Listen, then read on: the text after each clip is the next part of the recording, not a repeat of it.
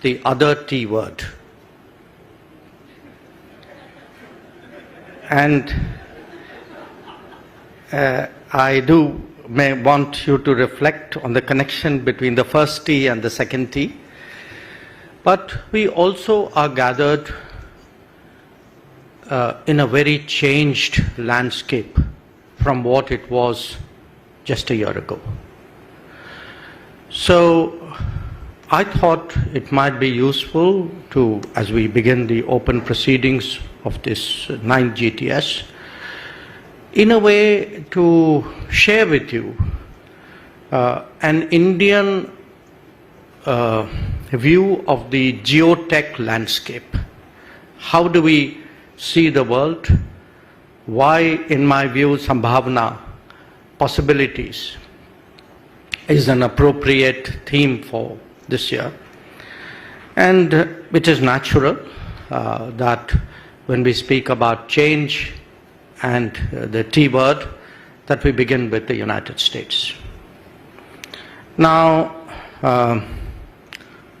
all that I can say, and I'm sure nobody would really disagree with this, is that the US has fundamentally changed its approach to engaging the world. And it has consequences across every domain. But the tech consequences, I believe, would be particularly profound. And it'll be profound not just because the US is the largest economy, the main driver in a way of global tech advancements, but also because it's very clear that tech has a big role in making America great again. So there is a connection between MAGA and tech, which perhaps was not so clear between 2016 and 2020.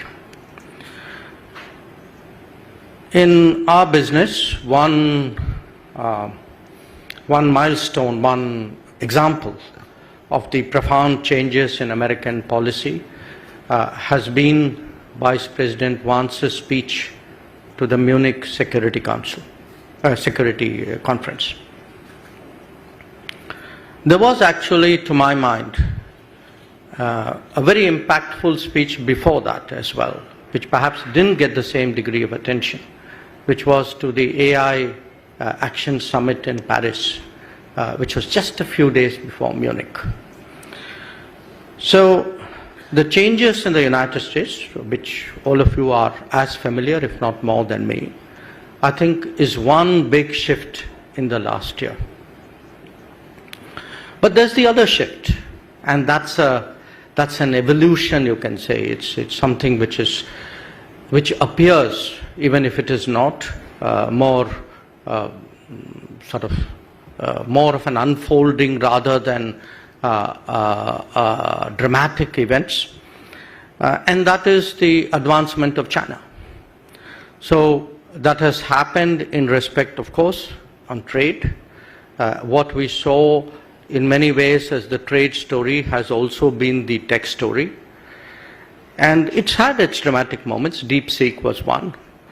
But I would argue that the changes impelled by China are as consequential as the shifts in the American position. In fact, one is to some extent influenced by the other. If one were to turn our attention to Europe, I think again here the change in the last year has been very sharp. 5 years ago, I think Europe probably had the best geopolitical situation. It had worked out the ideal triangulation between the United States, Russia, and China. Today, every side of that triangle is under stress. So from, and perhaps there's a lesson in it, sometimes very intricate hedging. From the best of all worlds, you can end up as the most difficult of all worlds. But again, I want to stress here that there are very important tech aspects to Europe's predicament, and in fact to our own interaction with Europe. And this year, just a month ago, we had 21 European commissioners visiting us. I think if you correlate the sort of intensity today of India-EU relations, there is, I think, clearly sort of factoring in both of their predicament as well as of the way India looks at possibilities which have opened up after that. A word about East Asia as well. I think in many ways, Japan particularly, South Korea to some extent, have also sought through the tech world means of a geopolitical comeback. And the salience of Taiwan, of course, doesn't need to be even mentioned. Now, in all of this, where is India? And you had an opportunity in this visit. I hope your conversations in the last 2 days have enhanced it, and the coming 2 days even more so, to acquaint yourself and to debate and discuss what is happening in our part of the world. Some of it is better known, DPI, for example. Some of it is in the making. I mean, the priority now given after many decades to semiconductors is an example. I think the space advancements are very interesting, not just for what they have achieved, but the manner in which the space industry and the space ecosystem itself is changing. I would say that to some degree for drones as well.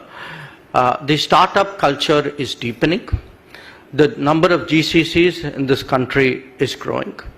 And of course, when it comes to the AI era, I think where India is concerned, it's not just the scale of the data which would be generated, but in many ways the diversity of the data which would make it somewhat unique. So that's the way I would say geographically the landscape looks. A few words about some issues dealing with the current tech policy challenges we look at. Again, I think we are stating the obvious today when we say that tech has made trade much more national security sensitive. So we had almost an autonomous discussion about reliable and resilient supply chains, and one about trusted and transparent digital existence. And I think today the two have really fused together, and that fusion will become deeper. And it will make the traditional model of partnerships much more difficult to take forward.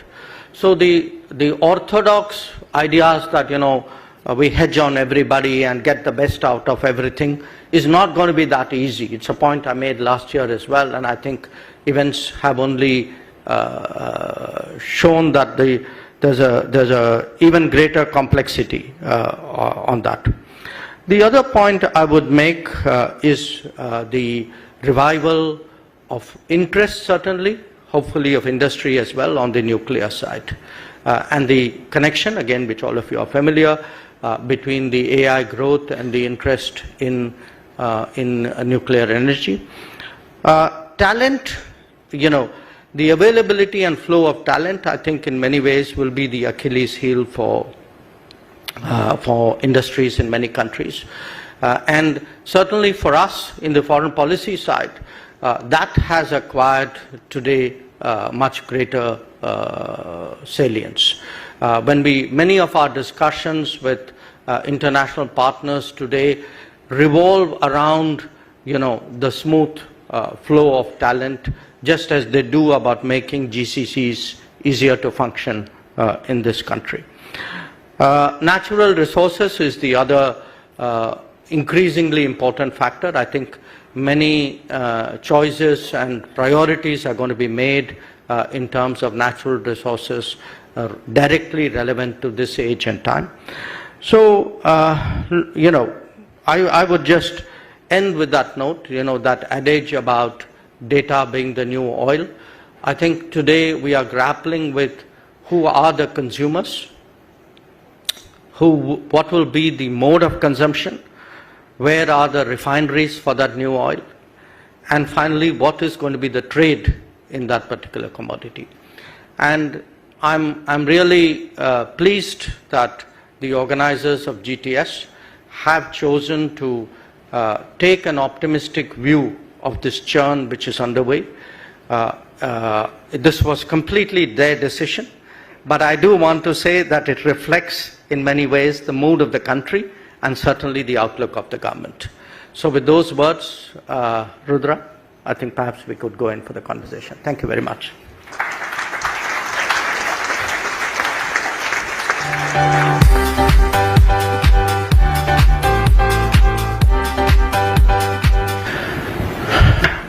We have gathered here today to discuss the other T word.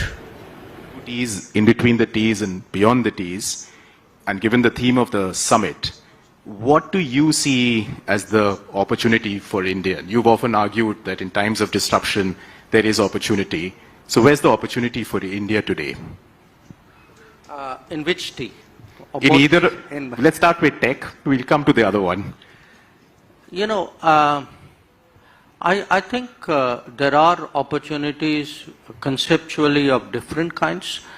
One, that we are actually seeing leapfrogging possibilities. I mean, if we are going to follow a path which was linear and extrapolative in a way, I think that has its own limitations with which we would have always struggled, because we would have come at it perhaps not with the required efficiency to get the benefits of it. So when you have now new pathways, some of which are still not invented, I think there are great possibilities here in terms of growth of new sectors, of really creating value, and also the other part of it is bringing our strengths to bear, because at the end of the day, if a world is much more talent-centric and much more data-centric, I think that clearly is something which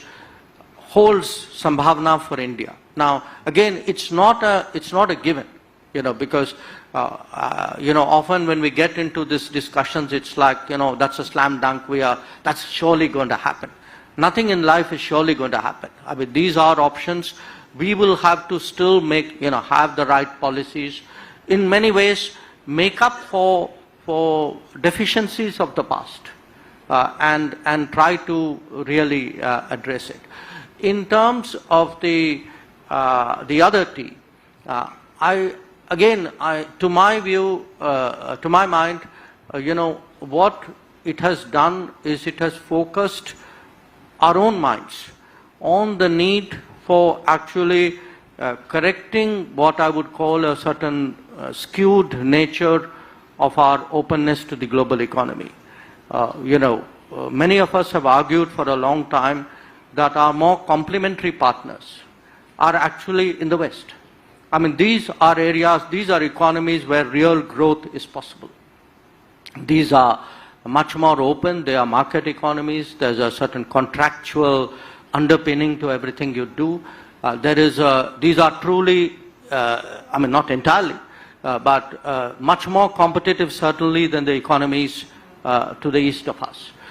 So I would argue that, we have today an opportunity to actually take the current situation, and if we can focus on these three big negotiations we have underway with the United States, with the EU and with UK, I would say we could, if these really work out for us, let us say some in this year, we would be in a very different position. And I would again make the point, all three have a very high tech content. So just on that high tech content, and this is some of the discussions we've been having over the last 2 days, and outside of the, let's call it the bigger T for the moment, India has created new policy architectures. There's the TTC process. There used to be the assert. Now there's a brand new approach, trust through the Quad, etc. Over the last couple of years, if I can just ask you general reflections, how are these tech partnerships actually working out for India, which seems to be genuinely moving us in a multipolar way, but what's your reality check on the partnerships? My reality check on the partnerships would be that you have to move both the regulatory system and the real economy in step with each other. That often we would have discussions, but if they are not followed through by actual projects, those discussions then don't have the seriousness that the other party would have given it. So for me, it's not just a question of do you have an assert or do you have a trust or do you have a TTC. It's also what is actually, are we seeing projects in India or collaborative efforts which match those discussions. I think that's been happening to a greater degree in the last few years. Lot of room for improvement. Much more that we expect in each of these areas. I mean, when we look in terms of the sunrise sectors, but we need them both. We again, unless we have, because the reality of export controls is back. Not just back, actually it's back with a bang. So if you don't have those conversations, but you don't have also that energy from the industry, you need them to feed on each other. I just want to come to the US for a second. And the last couple of days, there's been intense discussions about how do you put substance into trust, whether it's on AI, biopharma, nuclear, defense, and a range of other issues. But I think almost every big tech company and their captains sitting here and otherwise have brought to the fore the point that is there a risk in investing too much in trust given that the other T hovers? So can trust be trusted? Look, I think it can, because even where the other T is concerned, do recall that, I mean, within a month of the change in administration, we actually have conceptually an agreement that we will do a bilateral trade agreement, that we will find a fix which will work for both of us, because we have our concerns too. And it's not an open-ended process, because that's often the frustration of trade negotiations. We did 4 years of talking in the first Trump administration. They have their view of us, and frankly, we have our view of them. The bottom line is that a deal didn't get done. So if you look at the EU, I mean, often people say we've been negotiating for 23 years, which is not entirely true, because we had big blocks of time when nobody was even talking to somebody else. But they have tended to be very protracted processes. This time around, we are certainly geared up for a very high degree of, I would say, urgency. I mean, we see a window here. We want to seize that window. So our trade teams are ready. They're really charged up, and we have really, when I look at the trade teams, I mean, it's not my direct remit, but we have a lot to do with each other. I mean, these are people very much on top of the game, very I would say, ambitious about what they want to achieve. So we are trying to, in each case, to get the other side to kind of speed it up. Now, this is normally a complaint in the past which used to be made about us, that we were the guys slowing it down. So it's actually today the other way around, and I think that urgency we are trying to really communicate on all three accounts.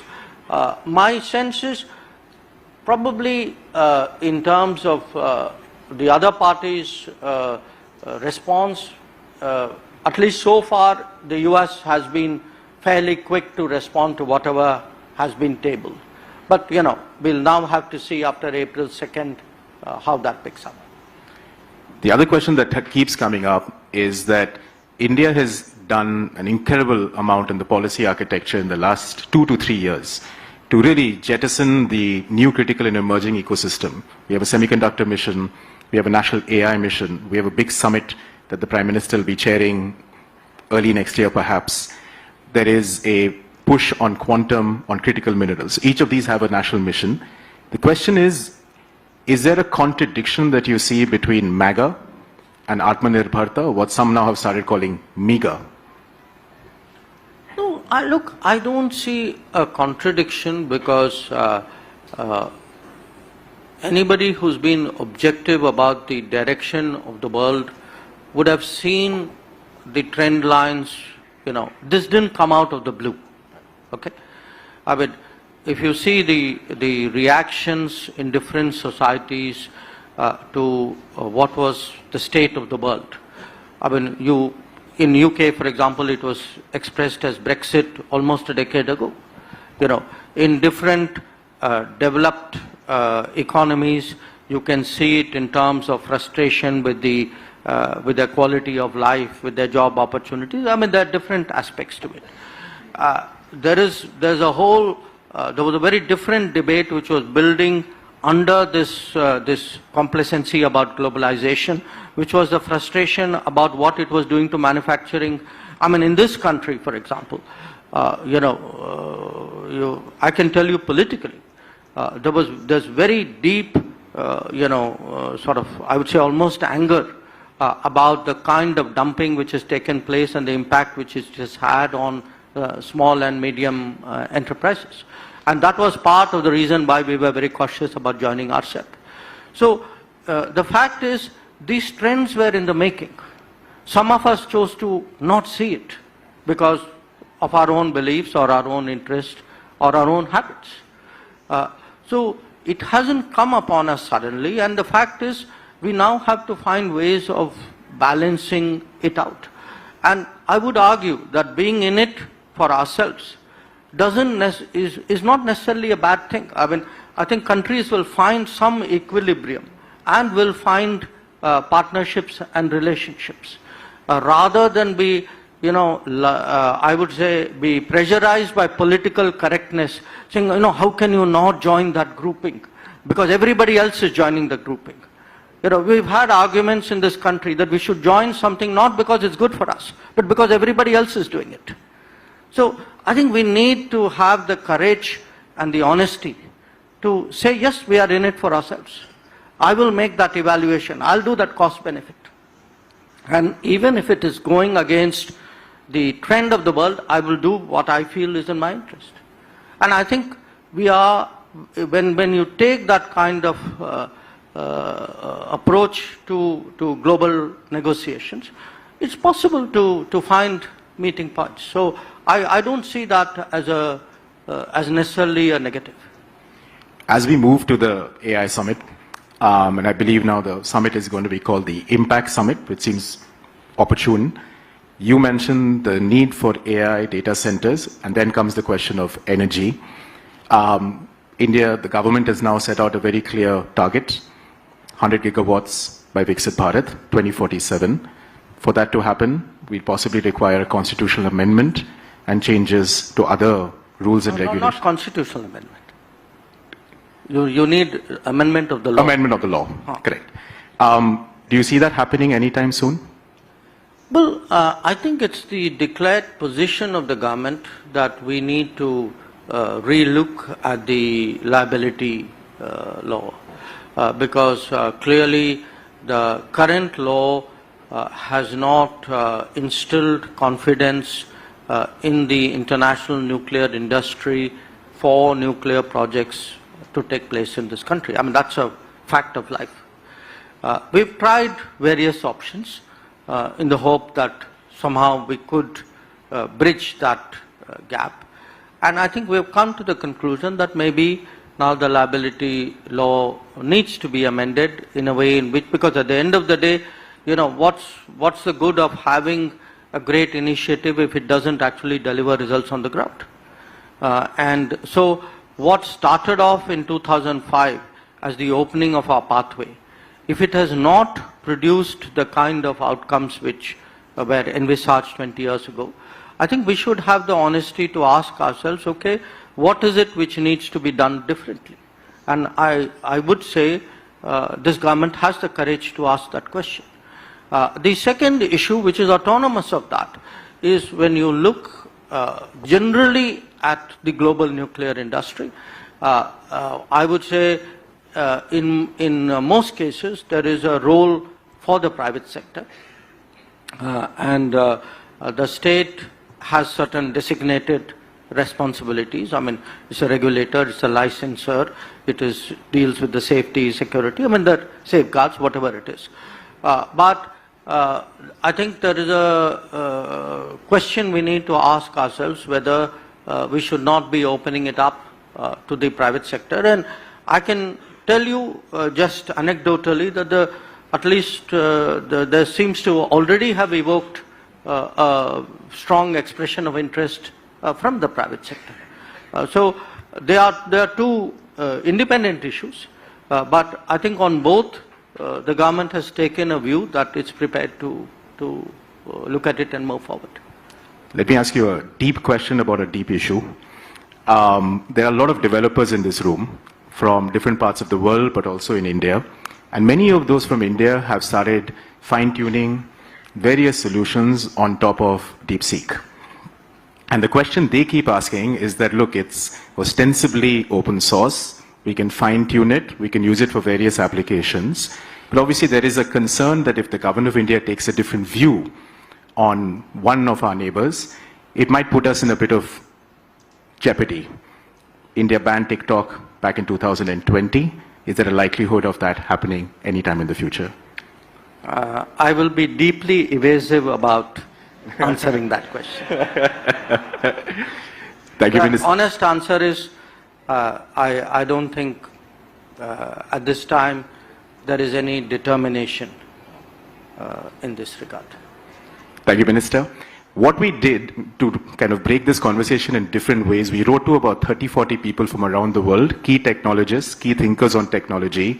We filtered some of those questions down. I'm going to take three very quickly. The first question from Russell Waruba, who heads digital policy in Papua New Guinea. Russell? Good morning, Honorable Minister Dr. Jaishankar. Thank you very much for your support to Papua New Guinea and the Pacific. Sir, my question to you is, we've heard a lot about the Quad and the Pacific. Could you tell us how the Quad could help island states like mine? Thank you, sir. If I can take can I take three? Would that be okay, sir? Sure. The second, Rosa Balfour, Director of Carnegie Europe. Thank you very much, Rudra. I'm based in Brussels. I'm usually based in Brussels, now I'm in the front row here. And I'd like to ask you, what does Europe misunderstand about India? Sorry, what does Europe misunderstand about India? And the third question is by Thorsten Brenner, who's the co-founder of GPPI based in Berlin. Thorsten? Yep. Thank you, Rudra. Dr. Jaishankar, faced with Chairman Xi and President Trump, Europe confronts the dual challenge of de-risking, and I'm just curious what Europeans could learn from the Indian experience of managing dependencies. So, These were the easy ones. these were the easy ones, sir. Okay. So the Quad and what can it do for Pacific island states? I think we have been trying to do some things. There have been actually achievements on the ground. A lot of things are still in the pipeline. In fact, just yesterday, day before yesterday, we announced Quad STEM fellowships for Pacific nations. So that's one example. But if I were to look at the bigger things we're trying to do, I would say there would be areas where individual Quad countries would be weighing in. There would be more collective coordinated activities. Areas like, say, connectivity to some degree, telecom, responding to natural disasters, early warning systems, even health issues. So there's a fairly broad agenda there. What we've been trying to do on a bilateral level is actually the agenda is not self-fulfilling. We need the partner also to show their interest and move things. Say in the case of Papua New Guinea, for example, we've committed, now this is as India, to a space application center. We would be keen to help in health response systems, or in fact in matters to do with IUU fishing. So what the Quad does is it offers a whole lot of choices on areas which are developmental priorities of Pacific Islands. And it's up to the island really to exercise those choices. But it does certainly strengthen your hand and in many cases give you very tested solutions, on weather forecasting, in issues like, say, dialysis, in 5G based on Open RAN. So that would be my broad answer. On what does Europe misunderstand about India? Look, I'm not sure I would use that word. There are gaps. I mean, I'm not being diplomatic about it. Often we tend to see a degree of judgmentalism based on Europe's own situation. So to the extent Europe, Europe has had the good fortune of having a certain strategic comfort for multiple decades. For a continent which saw so much violence and bloodshed, then you've had really 70, 80 years. Yes, there have been some issues. Yugoslavia was one. What's happening right now in Ukraine is another. But by and large, Europe has enjoyed a period of peace, prosperity, stability, security, and complacency, which came out of it. So now Europe is compelled by global developments to perhaps conceptualize its own interests more sharply and then see how it can secure that optimally. So some of our debates is a region which is very secure finds it very hard to understand another which is going through very difficult challenges. So whether it is on an issue like terrorism, whether it is even on matters like, territorial, I would say, integrity and sanctity of borders. We have not always had the kind of understanding and support that we expected out of Europe. So I think today the strategic reawakening of Europe has created the basis for much more serious conversations on many more subjects, especially matters relating to security and strategy. Also the economics and I would say the demographics are bringing us together. That when I look, for example, at a country like Germany, when Chancellor Schulz was here in October, a lot of our conversations with him and his team actually revolved around skilled mobility of skilled talent to support German industry and German tech. So there are strong convergences. I think those convergences will grow with the passage of time. And certainly when we speak of a multipolar world, for us it's very important that Europe is a pole and thinks of itself as a pole. So for that reason, I'm actually somewhat optimistic of the turn of events. On the US and China, look, our experiences are very different. Some of it flows from what I said about Europe, that we've actually seen both extremes. For the first few decades after independence, very sharp contestation between US and China and getting caught in the middle of it. And then, even worse, deep collaboration between US and China and being at the wrong end of it. So, neither situation for us. So it's kind of like a Goldilocks problem, So you want ideally a kind of an optimal situation, but they're not going to oblige the rest of the world. I think we are clearly heading for a period of sharp competition and contestation. And different countries need to plan for it. That planning is going to be much harder.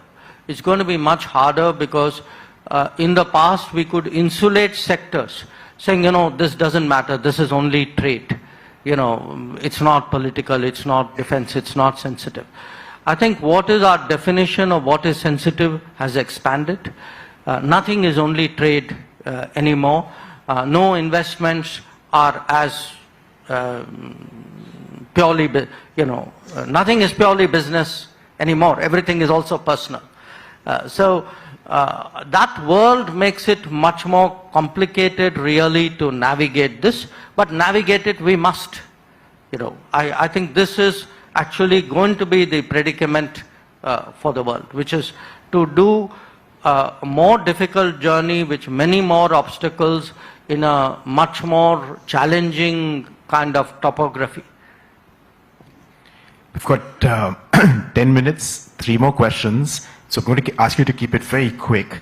Carlos Montes, professor at Cambridge University. Carlos? Yeah, oops.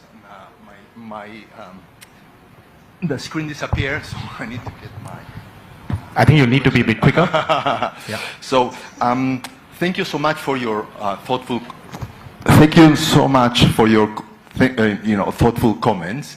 The Prime Minister shared with me his pride in how India leads with technology that puts people first, which is very unusual in the world.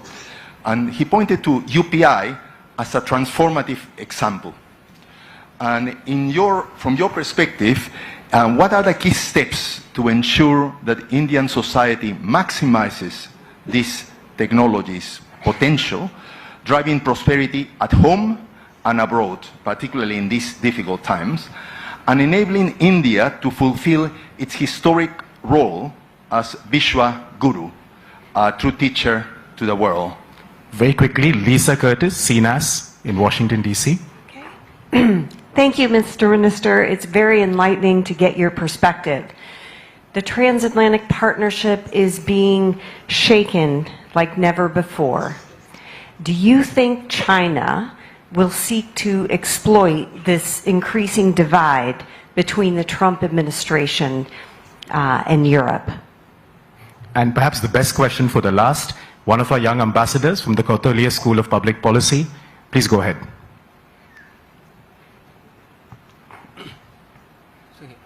Just go ahead.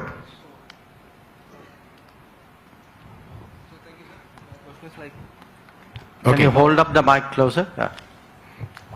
There's no need to be nervous. You can just ask the question. Sir, I want to ask about with emerging technologies now a key determinant of global power. How India will navigate the delicate balance between strategic tech alliances and maintenance of technological sovereignty. Do you also see a role for Indian academia in this process? Okay, so you got a question on DPI, Transatlantic Alliance, China, and India. Yeah. Okay. Look, on the, you referred to the UPI, but that's one example, a very important, successful one, but still one example. I would actually make the point that in the last decade, there has been at a societal level an enormous embrace of digital technology in this country. Now, we in fact assume it's happened all over the world. And as a frequent traveler, I have to say that is not exactly the case.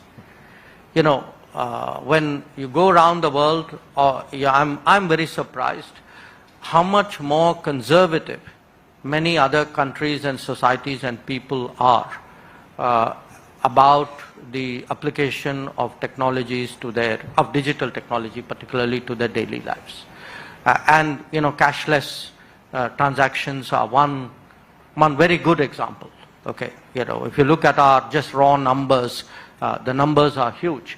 And, okay, the transactions may be small, but to me the important point is if you have a large number of small transactions, that means it is actually seeped all the way down. So, and when we look today, not just at, say, business, or even the social side, I look even at governance. A lot of what we have been able to do, we would not be able to do if it wasn't built on a digital backbone. If we are today, let us say, we have a health system which covers about half our population today, it would be inconceivable. You know, we wouldn't know who the beneficiaries, who the eligible people would be.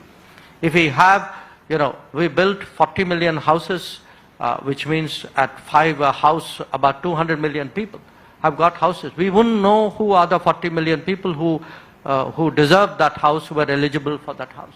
So what it has done is, it has created, and you know, I mean, there are a lot of other services. I mean, you could say your passport has got easier, your income tax filing has got easier, your driving license has got easier. But pretty much every walk of life, when I see the ease and, you know, the confidence and the agility and the, you know, creativity with which people today are applying this to the daily problems, to the governance, to policy issues, to their transactions, I think it's actually something we should be very proud of. Now, how can it impact the world? To some extent through examples. Because one of the advantages of putting some of this in a global south construct is other nations, there are a lot of nations who believe that if it works in India, it will work for them. They believe that the conditions are similar and therefore these are replicable or transposable experiences. They may not believe it of the same technology or the same experience if it was happening in some other region at a very different level of development. So, you know, there is a, I would say, an exemplar's impact as well. But here again, it's, you know, it doesn't happen by itself. That it needs leadership, it needs policies, it needs constant exhortation, motivation, marketing, call it what you will. It has to be very activist for it to reach that level of penetration and that degree of acceptance. And that, to my mind, you know, going back to your first question, that actually readies the society for a different growth possibility ahead, you know. I mean, it's not just a question of having a different pathway. The mindset and the capability and the instincts of people have to be differently prepared for a different pathway to be exploited. And that, to my mind, is the churning and change in India, which makes this today a possibility. On the transatlantic and would China exploit it? Look, it is a competitive world. It is a multipolar world. Every gap, every opportunity will be used by every player. You know, no player is going to constrain themselves out of respect for, you know, the fine feelings of somebody else. So if something shows up, I think as a general principle, you know, after all, it doesn't have to be China. I mean, tomorrow if two other countries have gaps between them, whether it is Europe or United States would exploit it equally cheerfully. So, I mean, we have to get real about this world and move out of both the political correctness that different people should have different standards of behavior and operations in the international polity, as well as a realization that the thinking of countries about their interests have changed. In some ways it had, it was there inside of us, we just didn't say it. In some cases it has genuinely changed. So it's, and I'm not, again, I don't want to give you a kind of a vision of an anarchic Hobbesian world. I think there will be equilibriums. What we are probably going to see, instead of a overarching world order, which is very convenient for anybody in the political science, international relations business, we are actually going to see regional aggregates, regional balances. So there will be a US-Europe balance. There will be a China-US balance. There will be a China-Europe balance. There will be an India balance.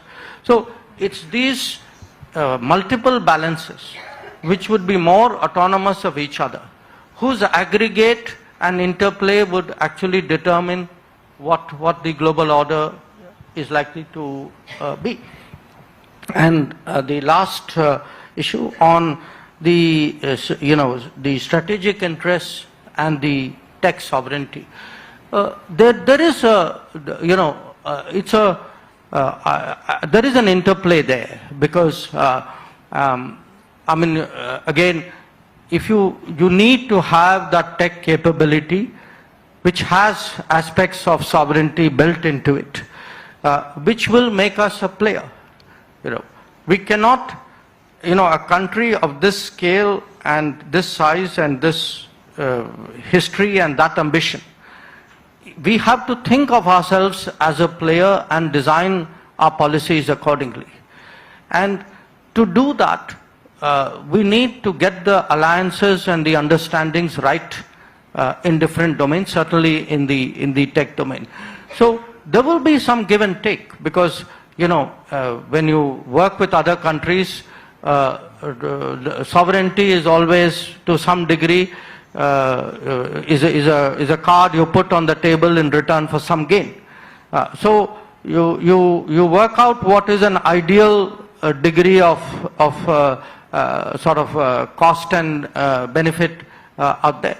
I think that would apply to the tech world as well. But I think it's very important, therefore, to be judicious, because the nature of the business is so profound. The consequences are so far-reaching. This is not just about trading. You can always not buy from the earlier supplier. That kind of rapid changes and options won't happen in this world. I think it's a far more, I would say, linked world, or a interdependent, interpenetrative world. So, and yes, I certainly, as research, innovation, GCCs, designing pick up in this country, I think Indian academia, which again there is a general feeling that, there should be more resources and greater attention given to R&D and innovation in this country.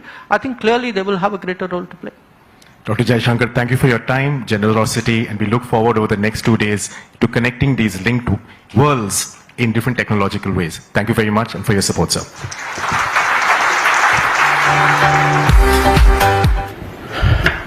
We